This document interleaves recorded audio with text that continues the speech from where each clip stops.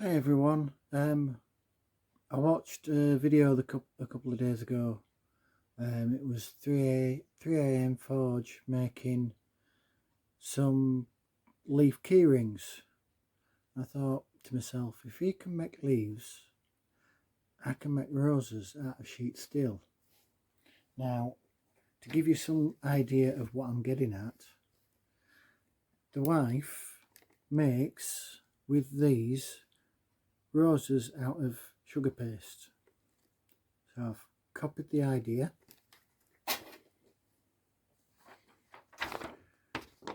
drawn some roses or the same shape out that I'm going to cut out, stick on sheet steel and use as a template to cut my steel out, and we'll see how it goes from there. Thank you.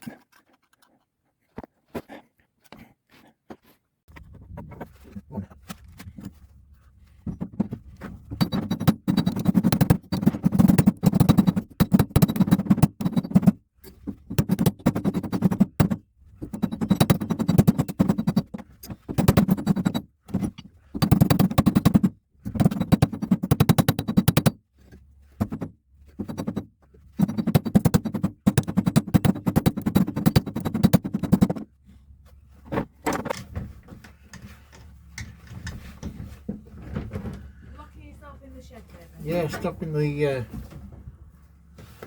wind. Interesting bit of editing there.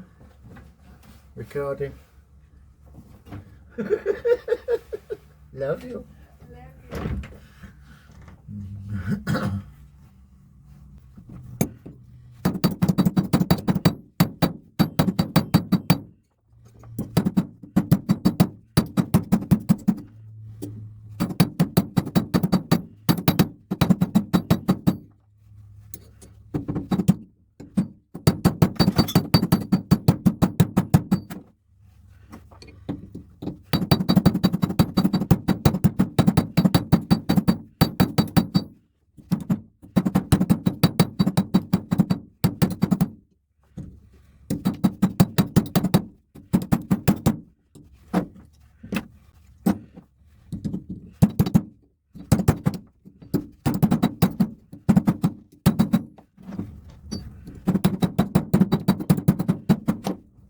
Right.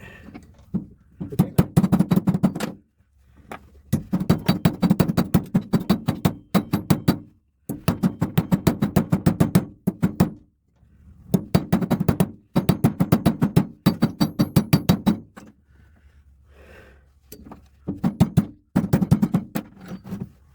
Forward. And I'm looking forward.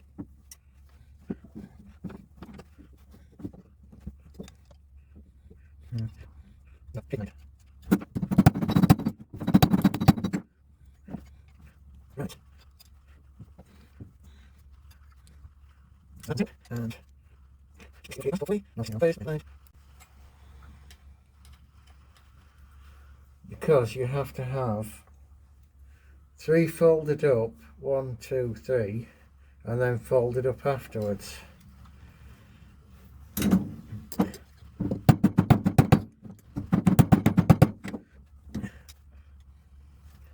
So I'm picking the ones up that need the most. I'm going to have to put the little petals afterwards. That's it. Right, so that's one done. I've got more than one done. Straight from there. So yeah, that's one done, two done. I don't think we're going to buggy with the third. But we'll take it from there.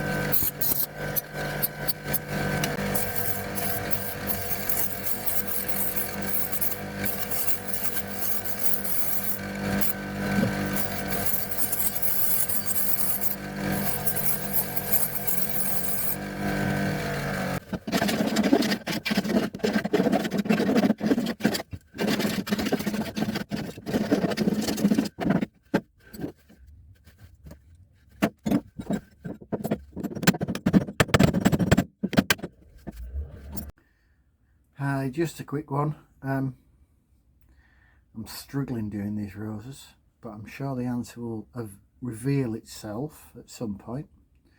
But the problem I've got now, I've got to drill a hole through them, and it's holding the thing while without deforming it any further, because that wire there I've got to fit through the bottom of there. And yes, I am having a cup of coffee. It's about time I had one. It's what, 9 degrees out there, and I'm in a shed with no heating, so there we go. Right, here goes nothing.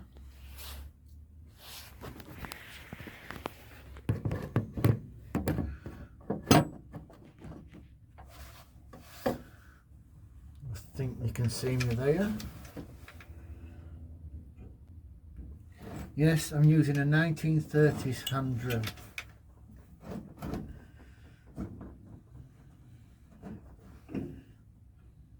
And a vise that's not fastened down. Yay!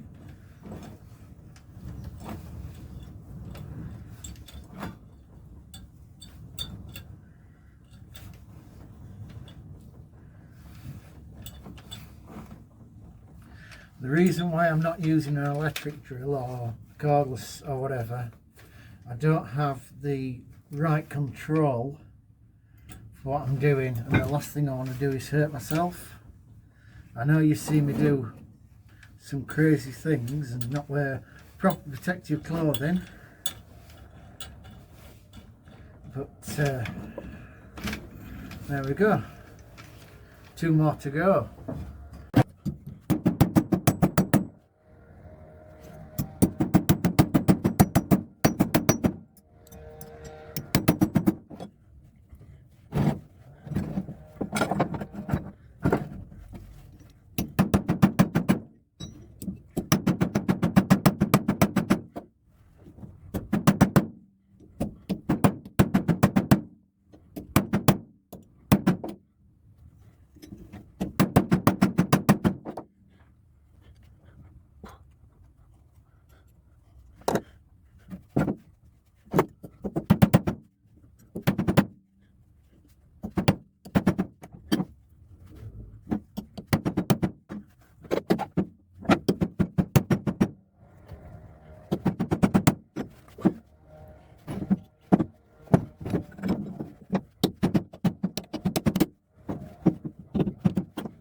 Right, what's up?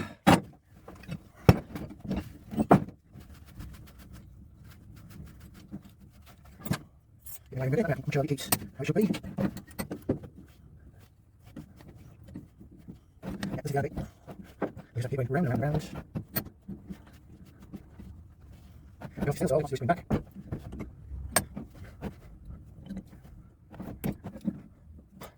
That's something to check out if you do that.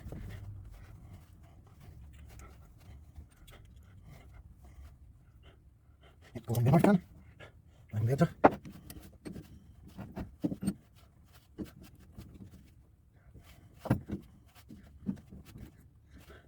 Probably not what I do, but at least I'm trying to do what I said I was going to do. Just going to keep it around. So it does what I want it to do.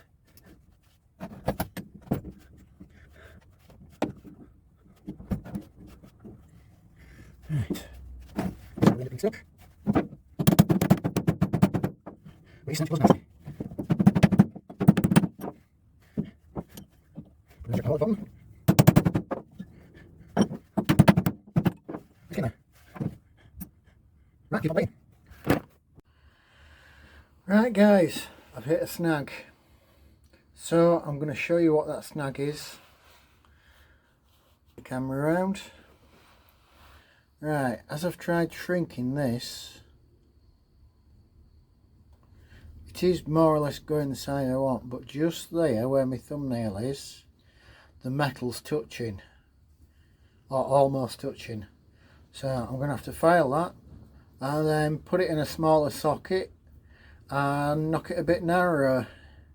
We'll see how that goes. So I'll pop you there a sec. Yeah, you can still see me.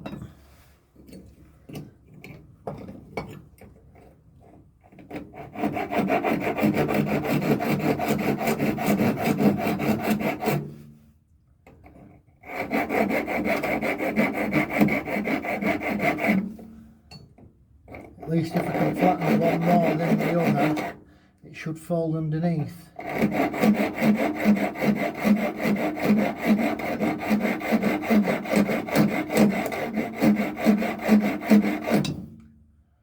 Because if I lift one up, it's still not going to give it enough shrinkage.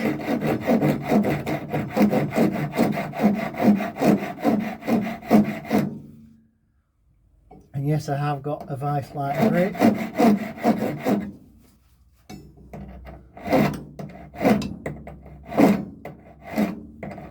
And I dare say there'll be a lot of people out there screaming at me, you don't use a file like that.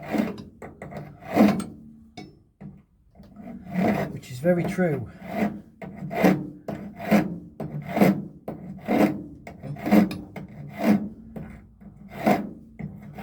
You should go across, not straight on at it. Because the most thing you do is just blunt the file. Right, I am going to lift one edge up. No, I'm not. I'm going to file that a bit flatter. Because although this is the edge I intend to lift, I don't want it too flat either.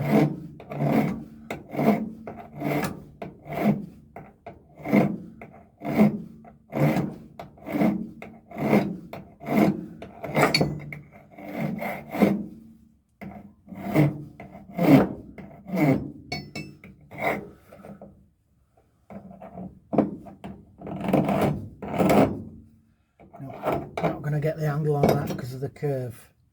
To get it a bit smaller than what I had it, I've got this 16mm bolt. It's actually a Volkswagen dry shaft bolt, but I've got loads of them. I just carried on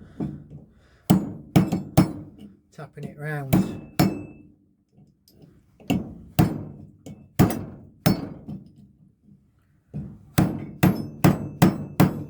Like so.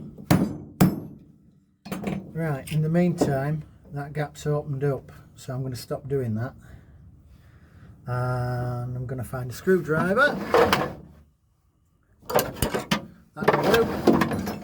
Yes, I know, don't stab myself with the screwdriver before anybody says that's why I'm semi-pushing away. And then, just to give me a bit more control, I'm going to squeeze that down,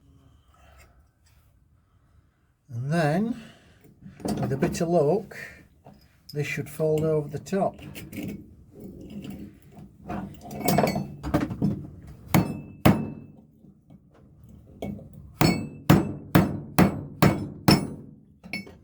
And it has done. Not by much, but it's enough to get it small enough so I can put my next layer on.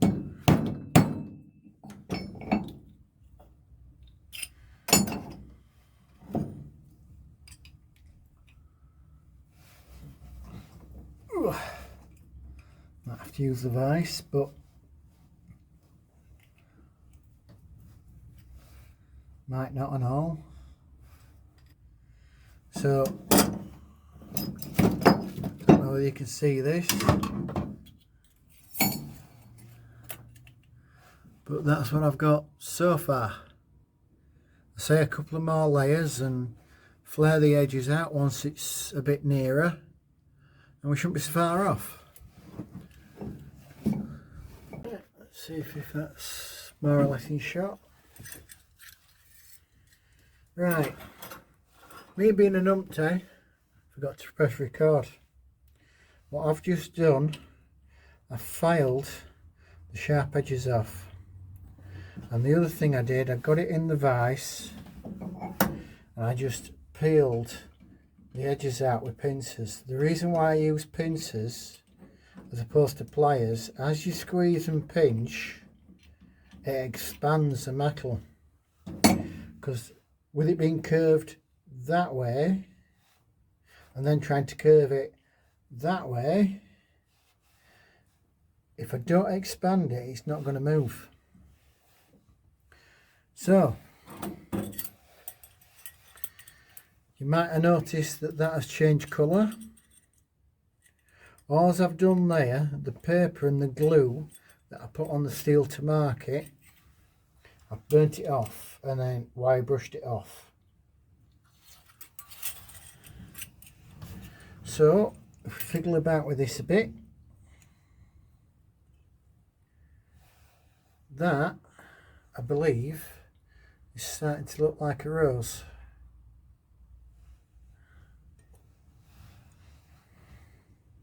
Can't believe I didn't press record. Right, I think I've just got one last thing to do, which will be put a weld on there, and I think that's about it. Hi there. I just want to say thank you for watching the video. Here's the rose at the end. Admittedly, it's white. It's white because I'm a Yorkshireman, and I don't know when it was, but a long time in English history there was what's called a Battle of the Roses, and how they identified, this is how I understand it, how they identified a Yorkshire man fighting and somebody from Lancashire. If they're from Yorkshire, they had a white rose. If they're from Lancashire, they had a red rose. So that's why this is white. I just want to thank you all again for watching, and I don't know when I'm next going to put a video out, because anyway, thanks a lot, much appreciated, and I'll see you when I see you. Okay, thank you.